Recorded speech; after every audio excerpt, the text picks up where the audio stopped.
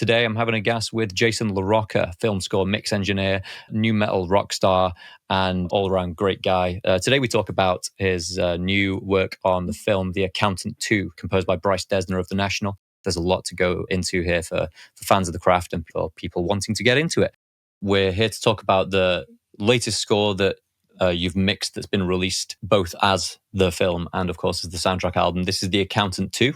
Yeah. And when I saw that the score was by Bryce Dessner of the National, I was like, okay, this is going to be good. For people who haven't seen your previous appearance on Having a Gas, why don't you give us just a quick recap of how you got from where you started to mixing?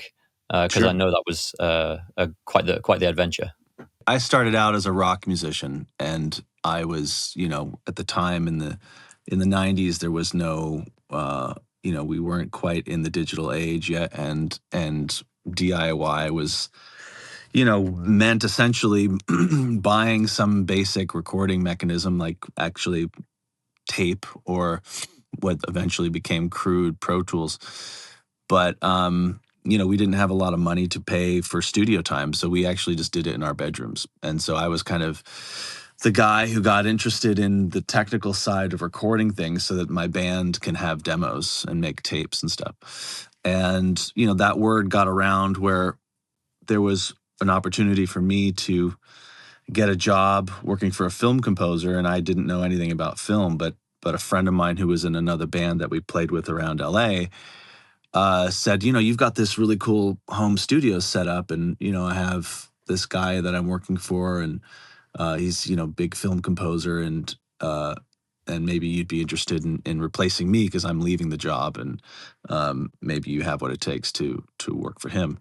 And he wasn't really, I met the composers. It was Mark Isham at the time, and he was at the time composing the music for Blade. And I didn't know anything about film music, and he didn't quite want my type of skill set. He was looking for more of a sort of Juilliard grad guy who could kind of, be sort of a ghost composer type.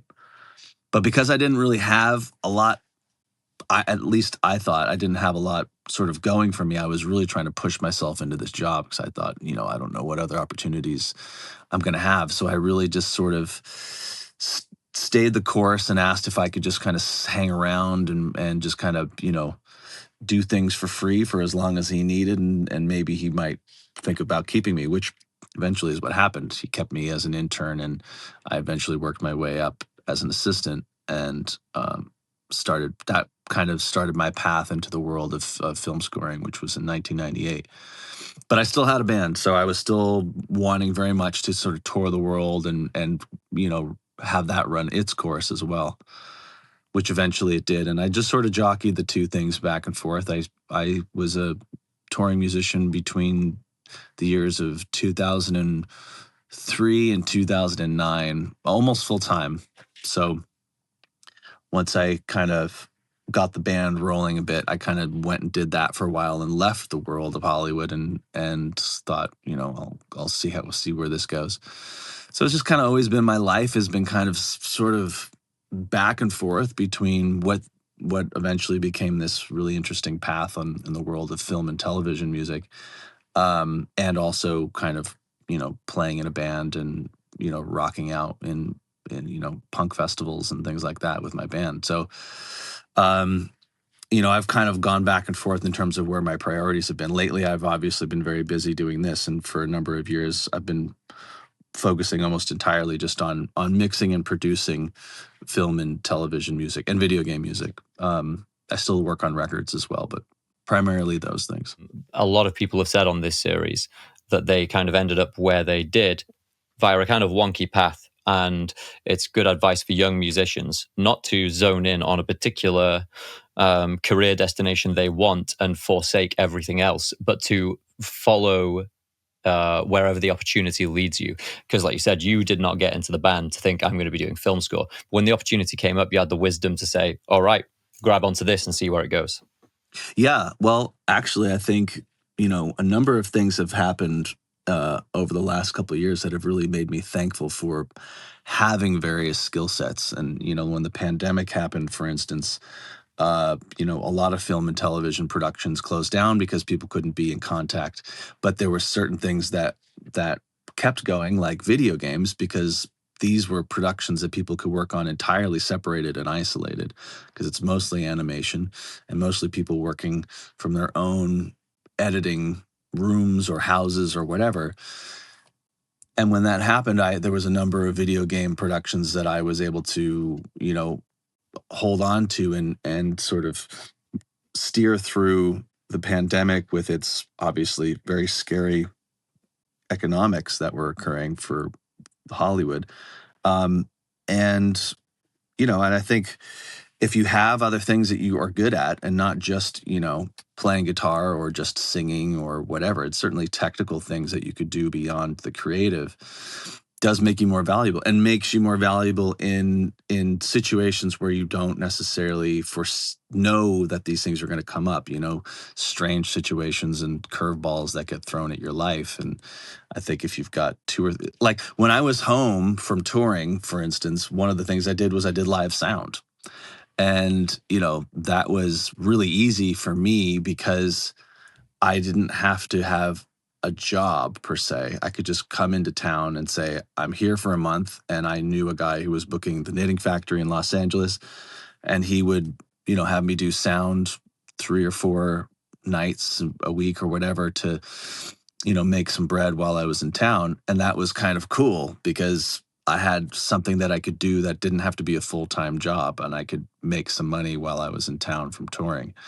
So, and that, all these things sort of built me up to who I am, but having the one skill set wouldn't have gotten me anywhere if I was just a guitar player. Unfortunately, for at least for me, it wouldn't have sustained itself enough to be able to, make a career out of it. So for me, it's always been necessity to have at least 2 or 3 things I'm good at. Yeah, yeah, and I've got to also say it's admirable that you were able to learn the skills of sound engineering in the pre-YouTube era, because I know there's a lot of misleading stuff on YouTube, and it's difficult to separate the wheat from the chaff. But if you've got $300 a year, you can have, and no one's paying me to say this, you can have something like Mix with the Masters, where you've got Jason Joshua, you've got Maserati, you've got Manny Marroquin all telling you how to do the stuff, and some of our people at Gas Music have basically become pros just by watching that stuff.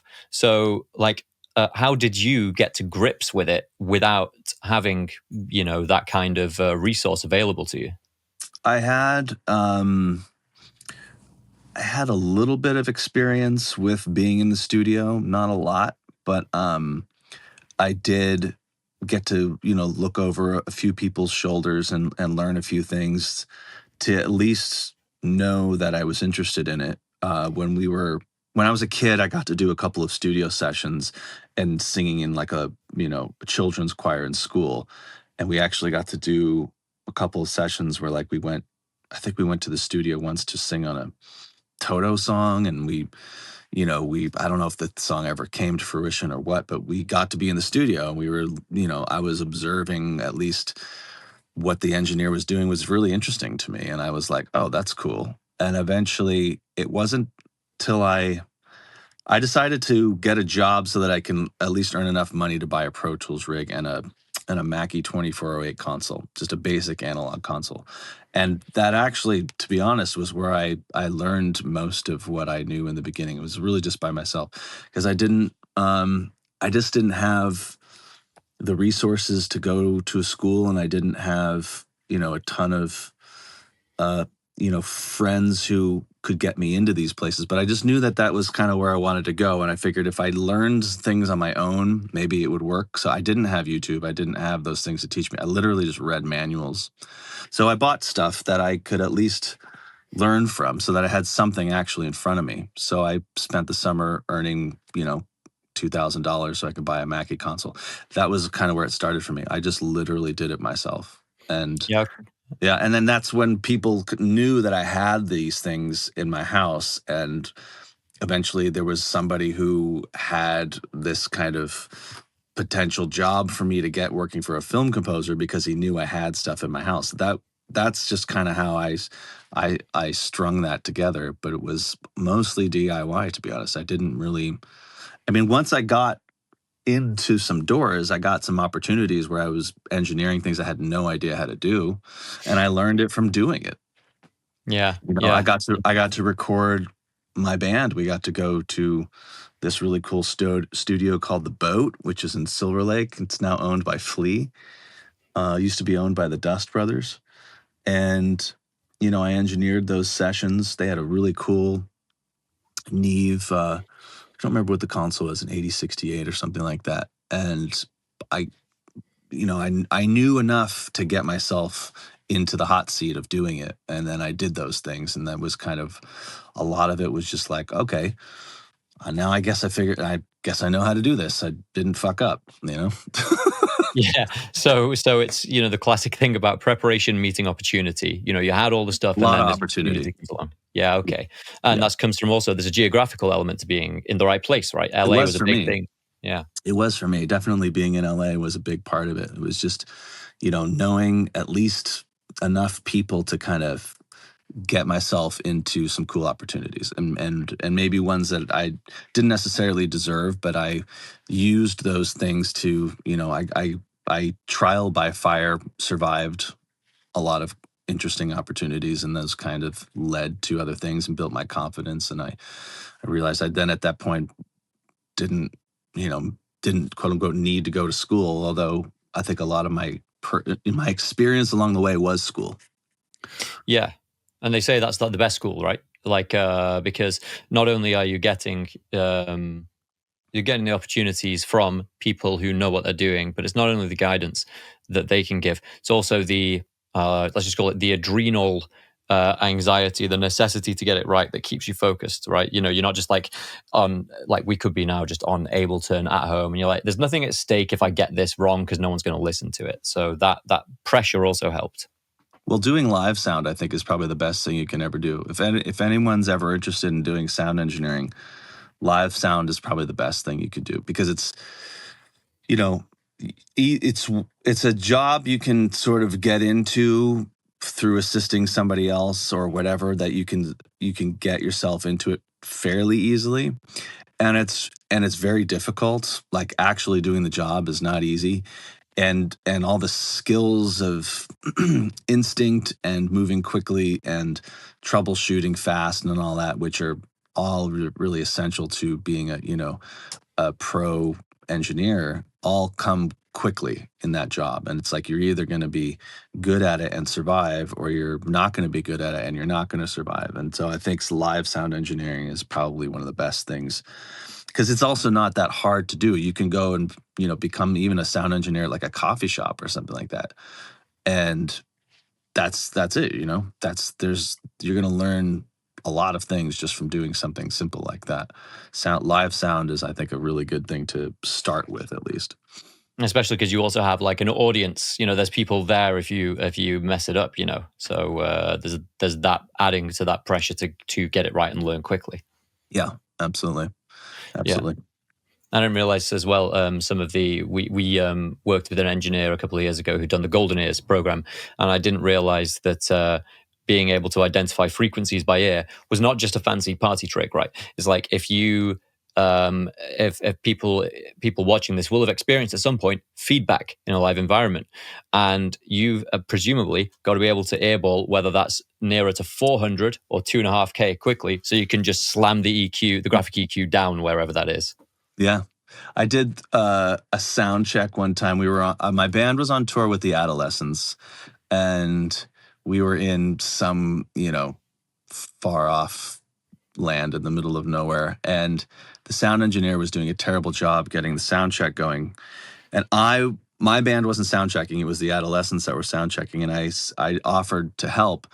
And I was just EQing the wedges and getting the feedback out of them, and instantly heard, like, you know, 1.2K and 400 and, you know, 350, and got all their monitors to stop feeding back. And after the sound check, they were like, we're doing this show with the Circle Jerks at CBGB's. It's the closing night. And would you want to fly out and do sound for us? And it was because of that. And it was that exact thing of just like, I really feel like I could help these guys. Like I know exactly what the problem is, and this other guy clearly doesn't. And again, this was not a thing I went to school for, but it was something that I heard enough through sound checks, through performing, through doing, live sound when I wasn't on tour, that I just had the innate ability to help, and it Yeah. really came from that desire to just sort of like make a great show happen, and then that got me another gig. So it's a perfect example of like your ear starting to really hear those frequencies and be able to utilize them for for good. Yeah. And I guess, before we'll go on to the accountant too in a moment, but it sounds as though as well, just to labor this point of live sound being a great training ground for people who are learning the craft. It is. You I don't can't, think I've really stressed it often in my interviews and talking, but it is. It is definitely.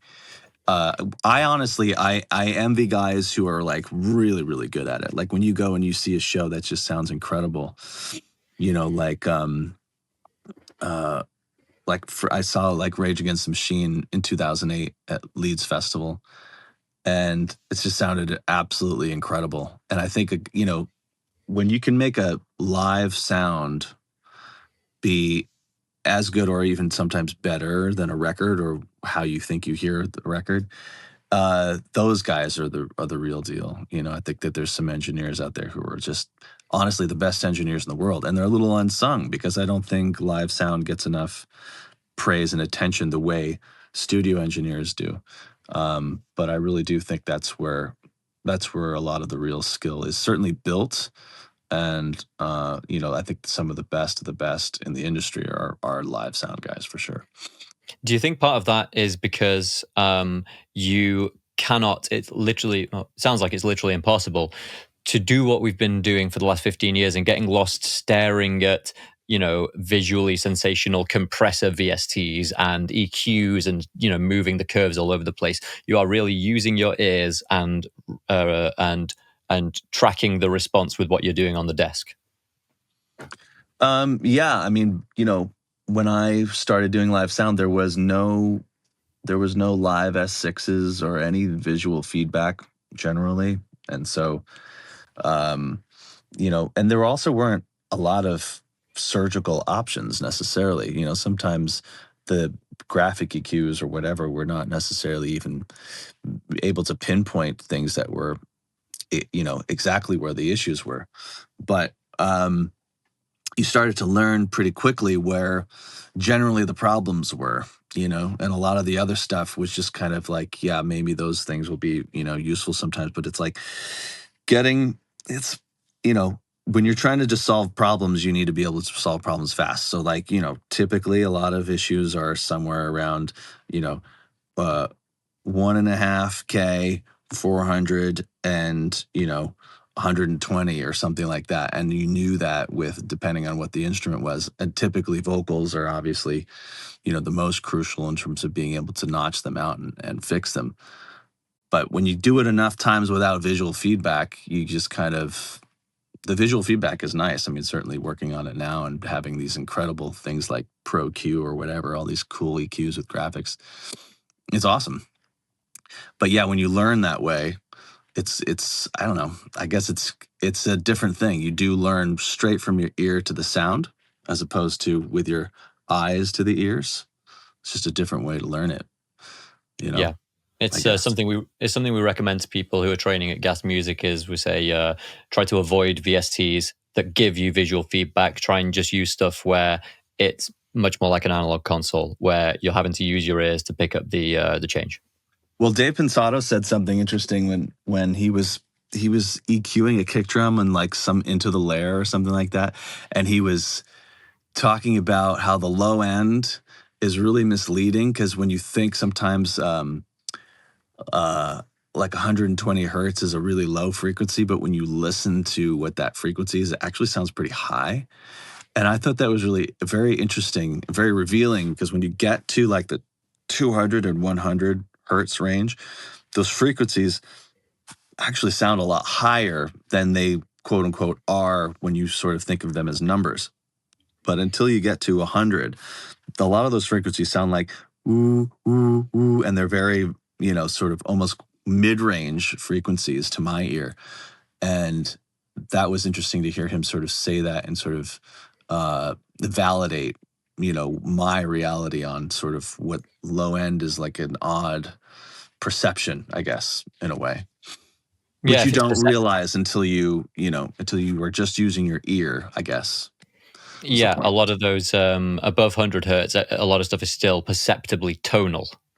Very, very, and Yeah, it sounds like mid-range, yeah, until you get to like 100, then it starts to sound very different yeah, to my yeah. ear. Okay, well, let's fast forward to where we are now then, which is this: the movie's just come out, The Accountant 2, and it's a Ben Affleck flick. It's Ben Affleck. I'm not going to say that again. And um, I'm obviously going to start us off with the opening track. I recommend if anyone's watching or listening to this, go listen to this now so you know what we're going to be talking about. Because the opening track is it's a re-record of "Sea Lion Woman," which was originally by Nina Simone. Now, one of my first questions was when listening to this.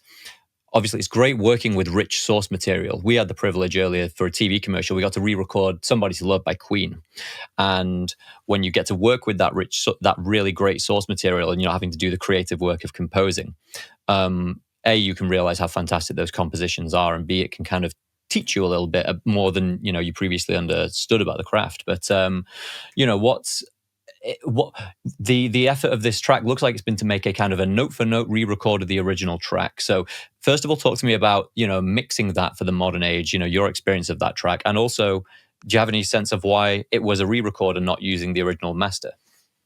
Yeah, I mean, maybe there was a little bit of um, necessity to do that because of being able to have stems. Because I don't know that the original had a multi-track capability to be able to manipulate it and do certain things that we needed to in surround and for the purpose of the storytelling. Um, so there was probably some element to it that was driven by that. And I think also just, stylistically, it gave, the opportunity for Bryce to be involved in producing it, play on it, and give it a little bit more something. There's a little bit of, there's some electronic drums in there, like some 808s and some things like that towards the end. So it does have some modern sort of width to it too.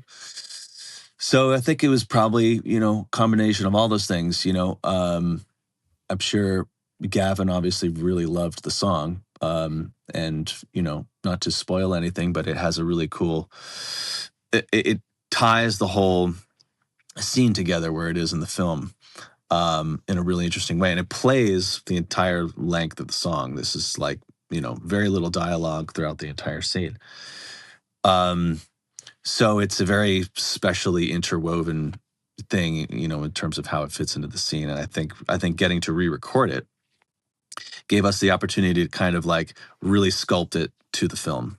And as you said, it is very note to note. There's a lot of it that sounds, you know, um, in some ways uncanny in terms of like how it kind of feels a lot like the original, which I think probably was important also to getting that vibe and that feel to not go away. And then also give us the ability to do what we needed to with it on the stage and make it work in and around everything else that was going on with the scene. Um, but in terms of mixing it, there was also, well, first of all, we also recorded orchestra for it as well.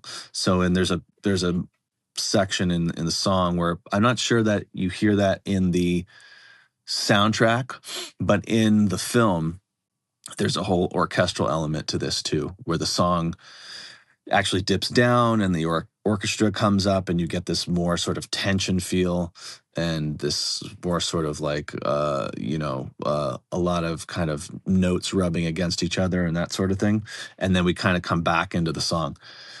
So there was a lot of complexity in terms of what all needed to happen story wise with the song, and so we needed to do a lot more with it than the original song can do.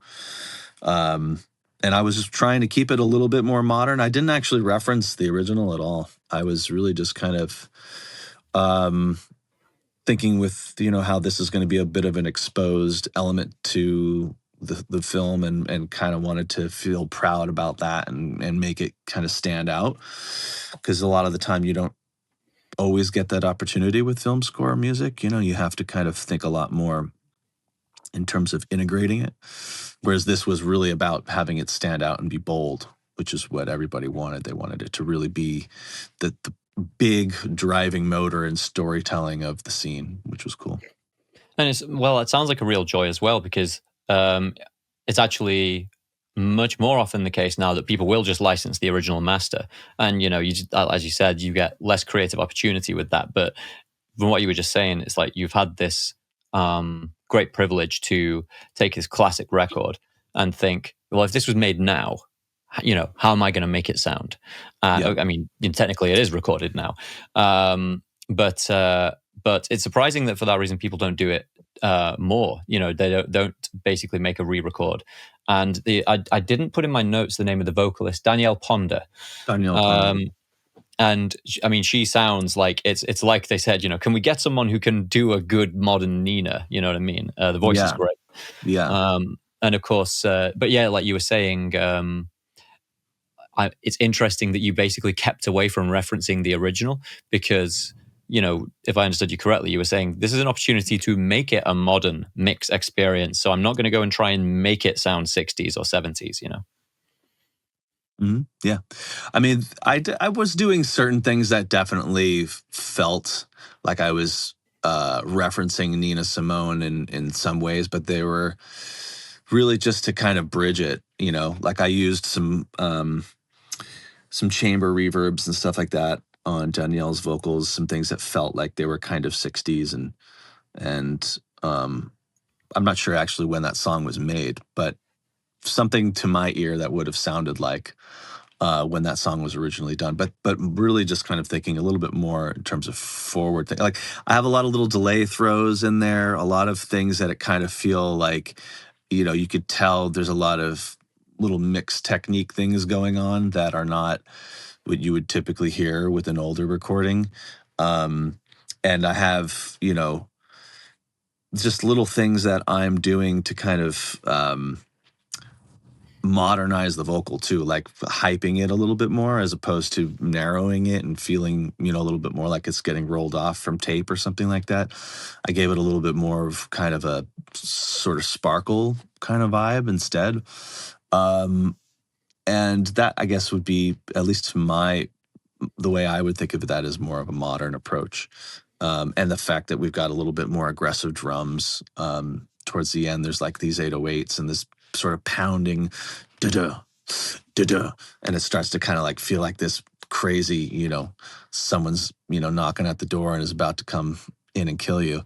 And that's got like tons of saturation on it, and I think it's got like Saturn II and soft tube harmonics and involution and things like that are just there to kind of make that thing get kind of gnarly. And then a lot of the other stuff is kind of straightforward, like the the woodwinds and the guitarists and stuff like that. Those are pretty classic sounding. Yeah. Was the record produced by Bryce, or is it sort of co-produced with other people? I think it's just him. I think he is credited as the producer on that. Yeah. And so you working a lot with he's him. Great. I mean, the National is cool, and obviously that his creative style is very unique, and one that I've become a bit of a fan of. So yeah, it was cool to be able to work with him in that, in a different capacity, obviously, as a film composer, but, knowing where he came from, being a bit of a fan of his band and what he does creatively was really cool, because I obviously wanted to really kind of not make it feel too distant from where he's come from, I guess, stylistically and musically. Okay, so you want to kind of keep it in that world where the production lives for the National as well, where you've got this. It's let's call it, it's wide, but not like hot, like not super wide, not like here and here. There's a depth to it that's soft. It's really not very bright. It's dark sounding stuff, and there's a lot of space behind the National. A lot of kind of grandeur, but it's very subtle. So you're trying to balance all of that and put it into this score as well. Definitely. There's actually quite a bit of intimacy in the score, despite it being, kind of a big film and a lot of action and stuff like that. There is, musically and emotionally, I think the film is a lot more intimate and a little bit more about this sort of very, I don't know if you want to say touching, but like there's this relationship between, the two characters as brothers, and a lot of the music gets into these sort of soft scenes, I guess, where it's more about these, you know, the love between these two, these brothers, and how, a lot of it's sort of piano driven, and which is really interesting, and that it's kind of, sometimes sort of arrhythmic in a way, and like you can't quite tell where the repeating one is, and you get these sort of like, just very interesting different take on, what I was expecting, I guess, at first was a little bit more of like a sort of rocking out kind of thing, a little bit more like, guitars and grittiness and stuff like that, which there is some, but there's really interesting intimacy to the score, which I was trying to uphold and keep, despite there being orchestral elements and things like that, and just really kind of having this what's the main focus of the song or the piece of music or whatever, and kind of having that sit very clearly in the middle. Yeah. Yeah. It's what Jason Joshua always refers to as what's selling the song. There's something Sure. prime that has to be front and center. Sure. Yeah. Yeah.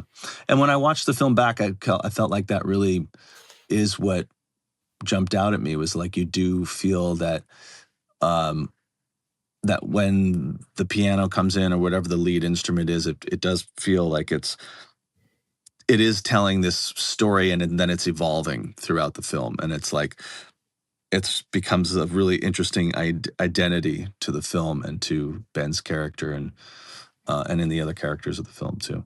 So yeah, it was a lot of fun. It was, it was really cool getting to work with Bryce. He's you know as a lot of people know, he's a genius in a lot of ways, and very, very talented guy. So it was a lot of fun.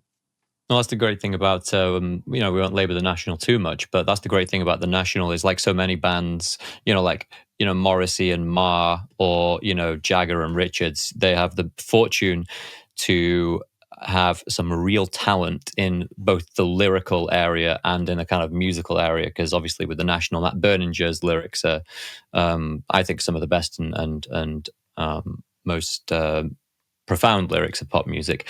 But it took me a while to catch on to the fact that the Dessners were this driving force of the sound and of the music, and hence why Bryce and Aaron as well have been plucked out of the National to bring that to projects like this.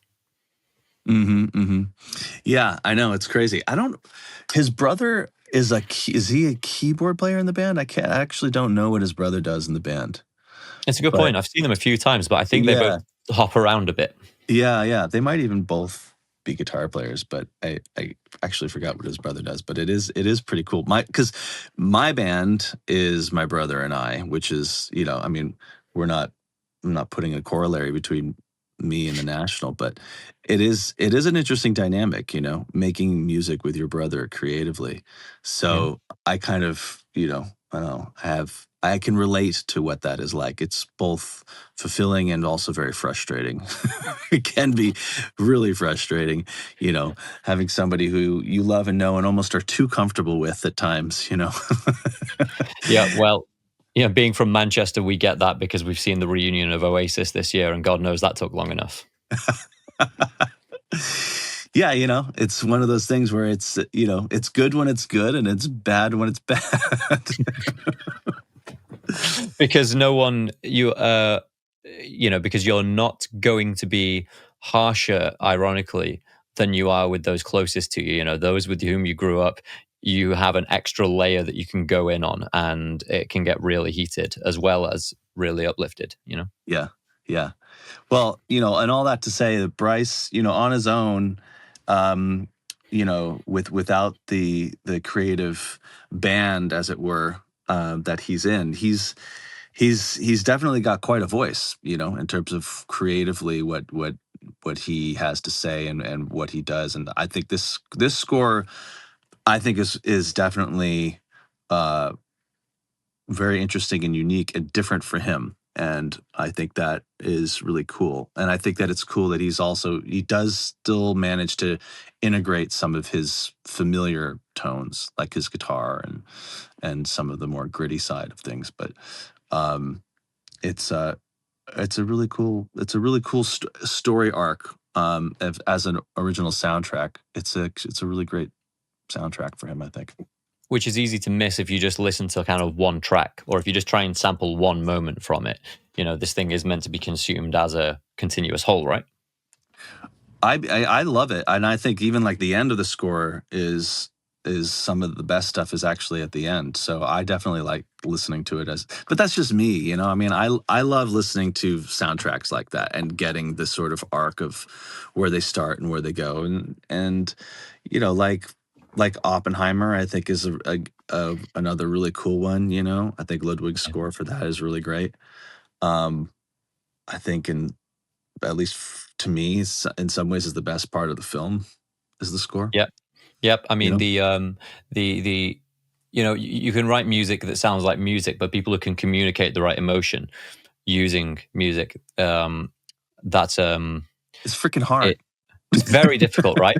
And so, what's the track? The track I'm trying to remember. I can't remember the title here, but it's the one. It's the track right in Oppenheimer where they're actually about to test the bomb, and he basically Yeah, just represents I can't remember what it's anxiety called. with the orchestra. Yeah, but you've got these Yeah, kind of exactly. tense. It's just a tense string section, and it doesn't sound like it's borrowing from other music, and it's not going, listen to this harmony. This sounds really scary. It's it sounds like adrenaline. Totally sounds like adrenaline, and I You think the know, way he crafted that score is incredible. I actually did a bit of musical self harm at one point. I was taking off from JFK Airport to come back to Manchester, and I was like, you know what? I'm gonna put that track on as we take off because I just think that's gonna make it like a unique experience. And so, yeah, made takeoff a bit more scary. Okay, I'm trying to find the name of that track. It's Fission. Vision. Yeah, Yeah, that's yeah, that's the famous track, and yeah, it's so good the way he did that, and he describes it too with the tempos and the way he did that whole sort of ramping thing, and that's how I mean, it's effective, emotionally, it's very effective, and it's really, really cool. I love that score. And, yeah, Bryce is Bryce is just, it's going to be interesting to see where he goes, creatively and stylistically and all that stuff, with, his next film score and what he's onto. I think he's definitely got uh serious talent, and I'm excited to see where he goes next with his creative stuff. Really, really yeah. cool guy. So we've talked a little bit about the artistic side, the creative side, and the emotion. But let's talk a bit. Let's get a bit rudimentary, right? Let's talk about the working day and the technical process of being a film score mixer. So this is a guess. I am, obviously I'm asking you, but I know some people who provided strings for Ludwig, for Oppenheimer, or Tenet, Mhm. maybe. And they're basically in a room like what I'm in now. It's a home studio. They've got an earpiece in, and they've got their whatever brass or their string, and they're just listening to, one, two, three, go, record. And then it'll be like, okay, one more time with a bit more of this emotion at this bar. One, two, three, go. And they're just recording in the home studio all day. And then I don't know if this happened at all on your score, but the mixer presumably has got to pull all this stuff together to sound like a performance happening in real space, right? Right. Well, I mean, Tenet's an interesting example. Yeah, well, Tenet's an interesting example because that I think was done during the pandemic. Mm, So I think everybody was completely separated when they had to all record for that film. And obviously now things are different. We can obviously record orchestras, all together now, but there still is, just a logistical nightmare to it sometimes because of time and because of geographical location, where things do get recorded kind of all over the place. So this film was mostly like the orchestra recorded in Budapest. Um, the vocals. I'm not sure where the vocals were done. They just came to me. I'm guessing either Danielle did them on her own or she did them with Bryce. So really it was, Budapest. Some stuff was done in France. Some stuff was done in England.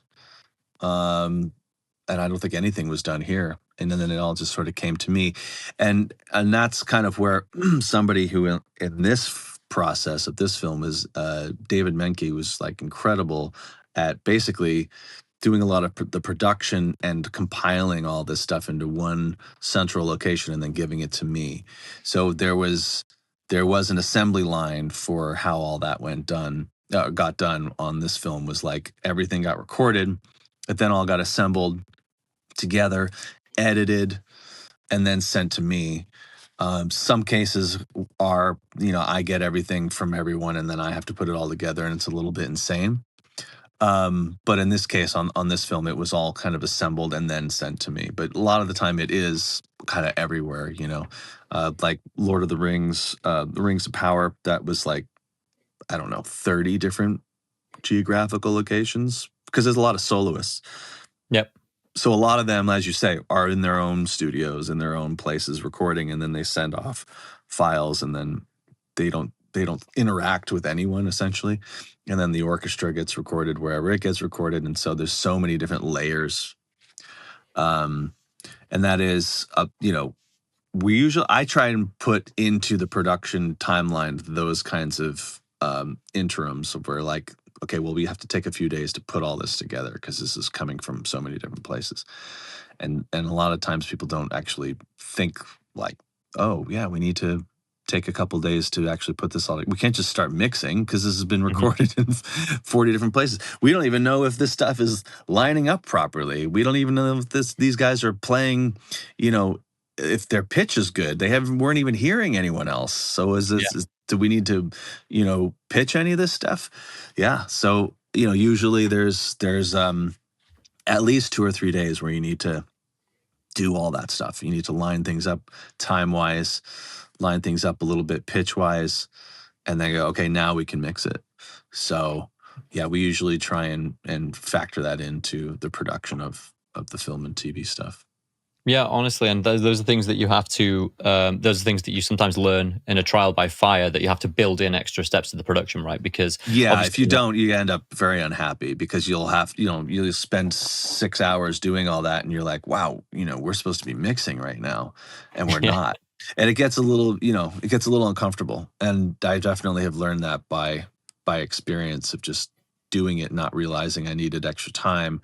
And then at the end of the process, having not slept for 5 days, was like, yeah, next time we do this, we need somebody else to sit at some station and put all this together and then give it to me, because otherwise nobody gets any sleep, for sure. yeah, and you can't.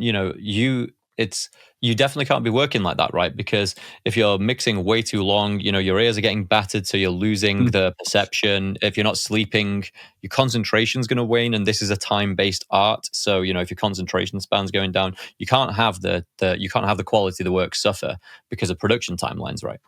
It's an interesting point. I think that's one that maybe people getting into film and television, video games in some cases, but mostly film and television, if their interest is in getting into this as an engineer or a producer or a composer, they often don't realize the time constraint and the time factor that is involved in these productions, because it isn't like we're just sitting down and we're like, let's try 50 different reverbs today. Yeah, It's like, you have 10 pieces of music to mix by the end of the day. And, it's 30 minutes long, and it's got to be cleaned out. It's got to be in tune. It's got to all be in time. You have to print 40 stems, and you got to do it for all 30 minutes of music, and you have to get it approved by 3 different people in 3 different geographical locations. And then you start realizing you got a lot to do, and yeah, you have to have it all done in 3 days. And then you realize that is often going to be the repeated issue. And the most important issue every time you end up on a film is we basically don't have a lot of time. But it's Yeah. still going to sound really great. So how do you do all that, And that's just organizing an assembly line, a team where you can sort of compartmentalize who's doing what so that you don't end up being the one guy to do it all, because you can't. And I always have teams of people to help me do so many things. So it isn't just, I get the credit for mixing things, but I have a lot of people who help me along the way and do a lot to make it possible, because there's just so many dotted I's and crossed T's that have to be done. Yeah, absolutely. I mean, it's a battle, an uphill battle we're still fighting, because all of the work we do at Gas Music is for TV commercial. And, ultimately, the people you're trying to satisfy are not from media production. They are clients who run businesses, train companies, or soft drinks or whatever.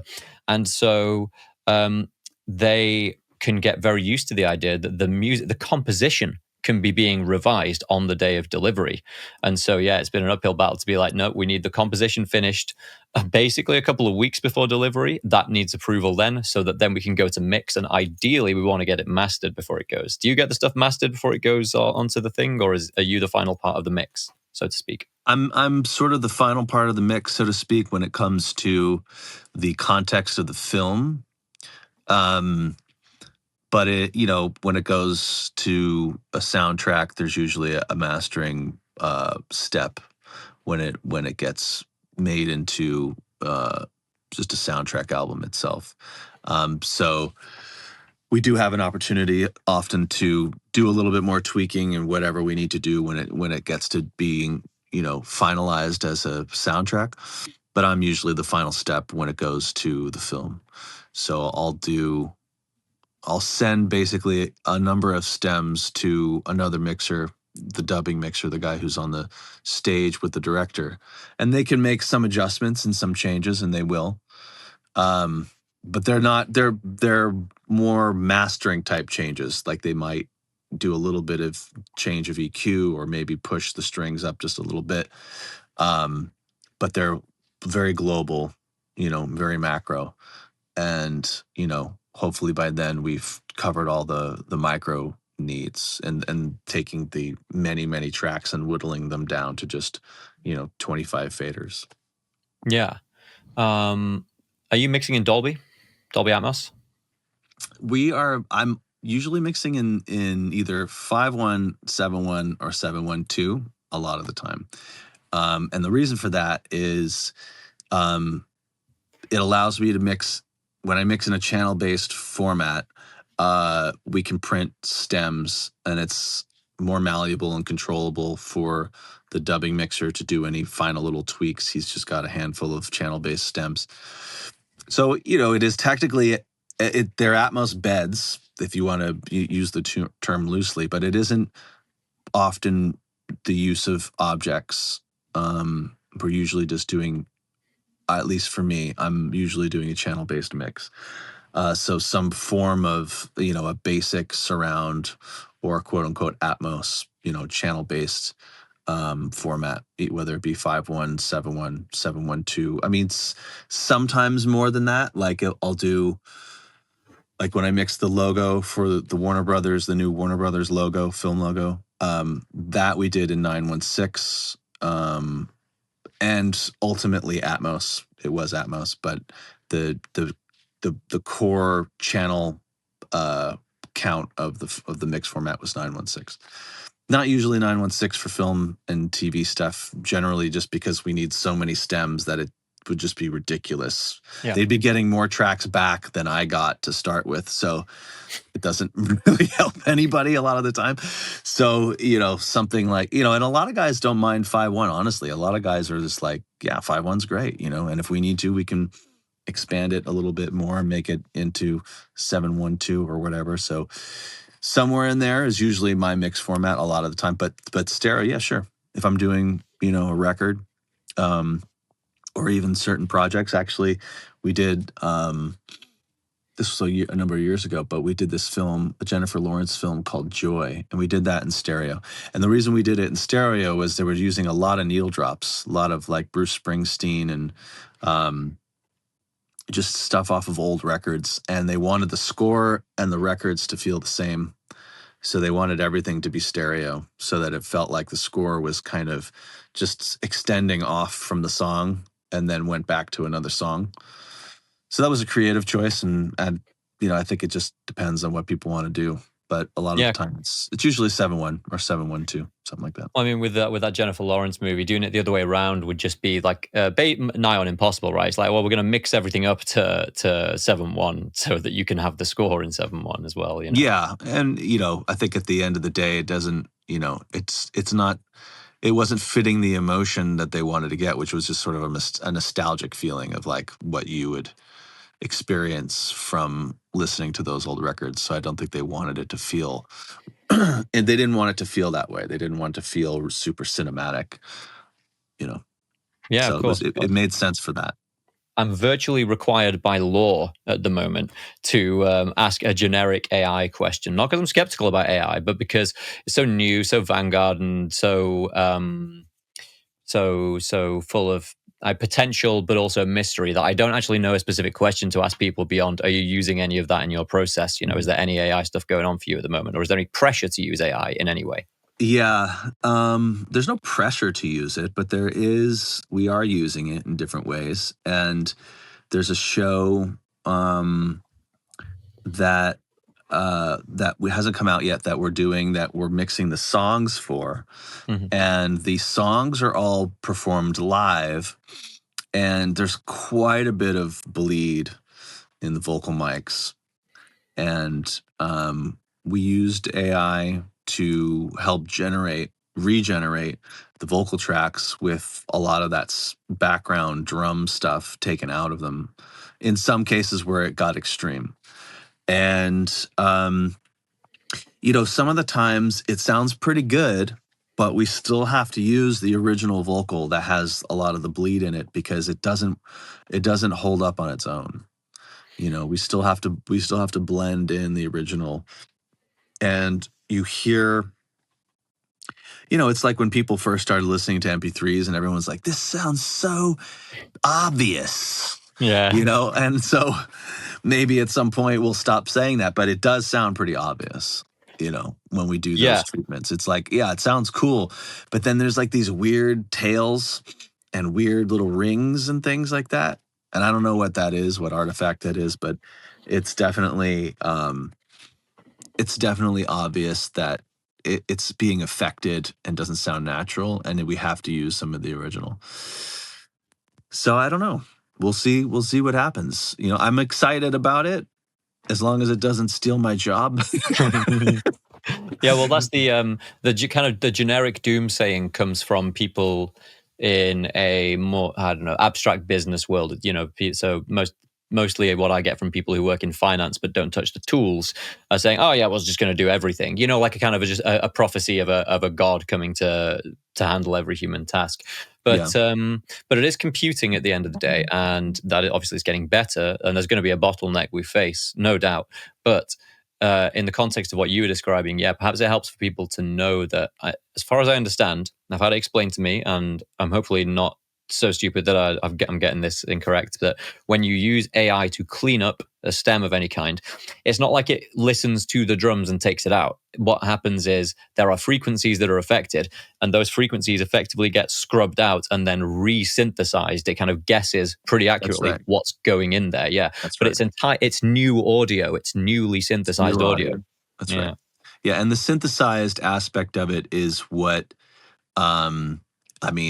obviously, after listening to recorded music for however many, hundreds of years or whatever at this point, our ears are used to it a certain way. And now when we hear the synthesized version, we know it. Our ear is like fooled kind of, but then it's like when you watch those weird AI memes of like, Trump making out with Biden and whatever, those things, and you're like, that looks pretty real, but it's also very obviously AI. Yeah, yeah, It's sort of some weird dream state. And that's kind of how the audio sounds too, where it's just like, it sounds like an odd dream state a little bit. It doesn't feel real yeah, enough. It feels like it is. It feels like it's real. So I think that's just a matter of time, I guess, at this point. And it's cool that we could do that, like we would have otherwise had to re-record it and we couldn't because it was done on site with a band that is now off in their homes and stuff like that. So yeah, it's cool. It's cool what we can do. It's cool that we can, make things be better, sound better, look better, and all that. And it's definitely like, oh, I don't know. Your ear hears the synthesized aspect of it. yeah. And I do It's know. I still think pretty you. obvious. Yeah, and I think you picked the right words when you said it's like a dream state because a lot of AI stuff is a little bit dream-like, especially if you ever generated AI video. It is the logic of AI video is much more like a dream in the way that the camera might pan and suddenly you're in a completely different space, but it's not like a cut; it just blends into it the way it does when you're dreaming. So I think I'm hoping it's going to be used creatively as opposed to destructively. Yeah, well, definitely creatively, at least how I've been involved in it so far, it's been creative. And I've noticed it, generate some really cool things. I think it's really cool. I think everyone's just got to chill out a little bit and just, it's like, you know, let's just keep going, let's keep figuring this out. It's weird though. I mean, I got to say, being a big Terminator fan, and the story of that, of sort of seeing that happen now in Yeah, real life is like, I don't know, this is a little weird. It's yeah. like Maybe it's all those movies just contained a wish rather than a fear. a little bit, it's just like, this is kind of like this was sort of said already, Yeah, it was said in a very dystopian way. yeah. you know, Yeah, who knows? Who knows? well, with Terminator, there's places I'm not going to go with this discussion because we'll end up riffing on scary things. I So know. I'll bring us back to reality and ask you, aside from film scoring, any side hustles going on or any personal projects? Are you making stuff? Yeah, I am making some stuff. I'm making some music with some friends. I do have some record work. I'm actually going to be working with Megan Trainor at some point this Hmm. year, um, which is great. I love if I can sort of stay kind of around in these different worlds. It's definitely where I feel very happy because I love being able to take what I learn from one thing and move it into another. Because I learn these so many things being in different worlds and stuff like that. So yeah, I have a lot. And my son, by the way, this is my son's jersey. He's a baseball player, and he's got travel baseball, and he's doing his thing. So supporting him is, you know, big passion for me right now too. And that's just kind of it. Just trying to Yeah, I stay mean, alive. that's great though, right? Film scores, side hustles with pop stars, and a kid who's moving up to the major league. How old is he, by the way? Well, he's only 11, but it's a big deal for us. It's like the major leagues. As Yeah, parents, we're like taking it very, very seriously, wearing the jerseys, going to the games, the practices. You know, it's like that Will Ferrell SNL skit, but not quite that. But it's like, we're very serious about it, but in a supportive way. I don't know yeah. if you've ever seen the skit, but it's funny. I think I digress. Anyway, Oh it's no, it's. I mean, SNL. When you say that recently, I just think of the recent Cold Open where they had Mike Myers come in and play Elon Musk. That's been my favorite recently. So it's great. oh wow, I gotta see that. Yeah, yeah. I mean, he does a terrible Elon voice, and that makes it all the better. So I don't know who can do Elon Musk's voice. That's got to be impossible. It's too don't weird. tempt me, Frodo, because I'm not going to embarrass myself. I would try if we weren't recording. So, but yeah. Okay. Final question. Anything that is there another project coming up you can share, or is everything under wraps at the moment? Let's see. I can mention. I have a couple cool TV shows that are going to be coming out soon. One called the Runarounds, and another. Who is that for? It's Amazon, and which I think is probably going to be, I would guess, an Amazon Prime release. I think it's coming out in July, and another show called Task, which is an HBO show, which I think is coming out maybe in September, and yeah, the film stuff, I guess, is all kind of secret stuff, but those are pretty cool. I'm actually pretty excited about those. Those are two shows I can mention. Okay. Well, looking Everything forward to else is seeing. super top secret, and you can't Yeah, know. we can't talk about the next James Bond movie. Oh no, That's right, that's not a exactly. thing, by the way. Just in case anyone's going to try and sue one or both of us. So, hey, I hope the rumors that come true. I mean, there's all these rumors flying about of Chris Nolan trying to get his hands on the Bond franchise, and we're all just hoping that that's real. I think so. Oh yeah, Yeah, that'd be cool. I That'd think be so. really cool. Killian Murphy as Bond, and no doubt you get, all the usual Michael Caine as the villain. I don't know. Yeah, that'd be great. I'd Yeah, definitely go see that. I love the James yeah, Bond movies. yeah. Well, they've got a Absolutely tough act great. to follow. Tough act to follow now. So. Yeah, that's true. Yeah. That's true. So, okay. Well, it's been good. I've had another valuable hour of Jason LaRocca's time, and Thank you, dude. yeah, it's been great. The Accountant 2. Go check it out. Go listen to it. Fans of the National, fans of film, fans of audio, fans of Nina Simone. It's got a big Venn diagram. It catches a lot. So yeah. And I guess until next time, have fun on the West Coast. Thanks, dude. Appreciate it. Great talking to you.